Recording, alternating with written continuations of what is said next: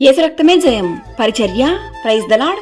July 24వ తేదీ 2024.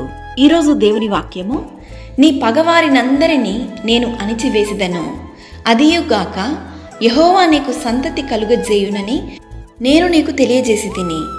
మొదటి దినవృత్తాంతములు 17వ అధ్యాయం 10వ వాక్యము. నీకు విరోధముగా రూపింపబడిన ఏ ఆయుధమును వర్ధిల్లదు. నీకు విరోధముగా గుంపుగూడు వారు నీ పక్షపు వారగుదురు. నీ శత్రువులను, నీ విరోధులను, నీ పగవారిని ఆయన అణచివేయును. అదియుగాక యెహోవా నీకు సంతతి కలుగజేయునని ఈ దినాన నీకు వాగ్దానమిస్తున్నాడు. నీవు దేనిని గూర్చియు చింతించకు, భయపడకుము, నీవు సిగ్గుపడనక్కర్లేదు. అవమానమును నీవు తలంచకు. నీవు ఎక్కడ దుఃఖించావో, అవమానపడ్డావో అక్కడే దేవుడు నిన్ను ఆశీర్వదించి దీవించును.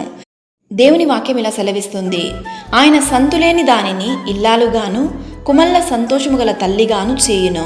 యెహోవాను స్తుతించుడి, యెహోవాను వెదుకువారు హృదయమందు సంతోషించుదురు గాక.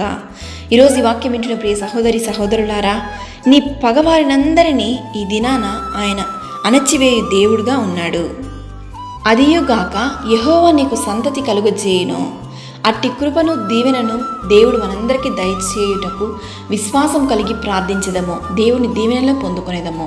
ఆమేన్. God bless you.